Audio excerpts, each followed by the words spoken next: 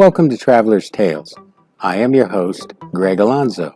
Today I will be your guide through history as we take a look at part 2 of Greek Muses, the Goddesses of Inspiration. Before we begin, just a quick reminder that we post new videos every Tuesday and Friday.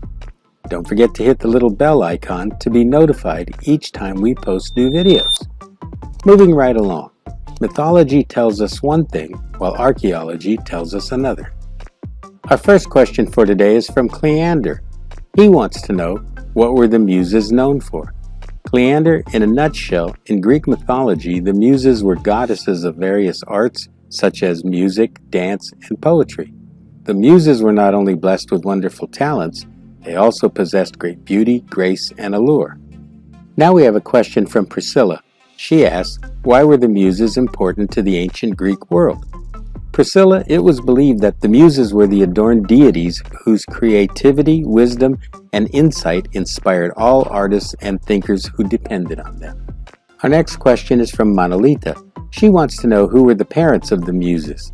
Manolita, the mother of the Muses, was Mnemosyne, the goddess of memory.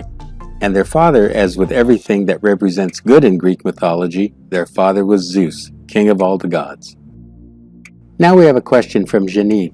She goes on to say that she read that originally there were only 3 Muses. Who were they? Janine, the Thracians also subscribed to the idea that there were only 3 Muses. According to Pausanias, there were also only 3 Muses who worshipped at Mount Helicon in Boeotia. They were Aoede, the goddess of song and tune, Melete, goddess of practice or occasion, and lastly, Mneme, goddess of memory. Just to reiterate, some authors of antiquity also believed that the Muses were of Thracian origin. Our next question is from Per.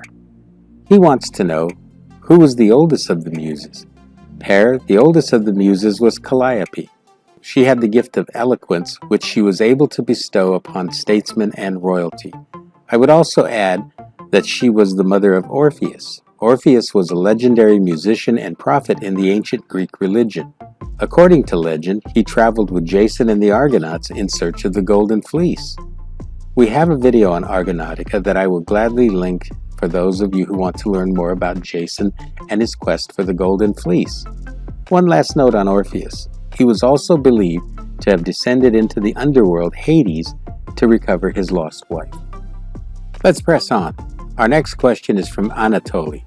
He wants to know, who was the most important of the Greek Muses? Anatoly, once again we go to Calliope.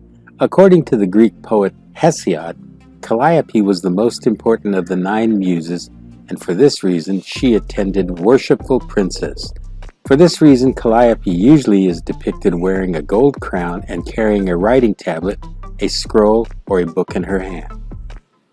Our next question is from Jean-Luc. He asked to the writers of antiquity, what was an invocation? Jean-Luc, good question.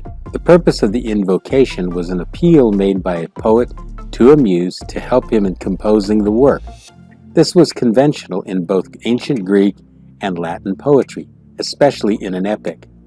The same tradition was later followed by many poets of both the Renaissance and neoclassical periods.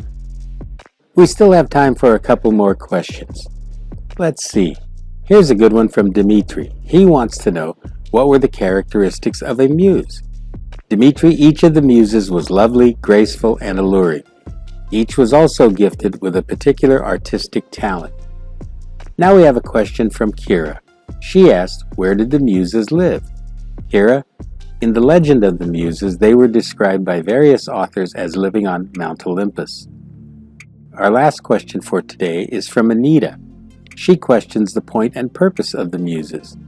Anita, the Muses were very important to the Greeks of antiquity. Not only did they bring delight to the gods with their songs, dances, and poems, they inspired human artists to greater artistic achievements. This brings us to the end of part 2 of Greek Muses, the Goddesses of Inspiration. Thank you for joining us for this edition of Traveler's Tales. Just a reminder that we post new videos every Tuesday and Friday. Don't forget to hit the little bell icon to be notified each time we post new videos. For your convenience, we have also posted our email address and Instagram information. We enjoy hearing from our subscribers and encourage you to send us your questions and comments. If you haven't subscribed to Traveler's Tales, please do. This really is the best way to help our channel grow. Traveler's Tales will return with What Happened to the Thracians. Until we meet again at the crossroads of folklore and fact, Kartistos.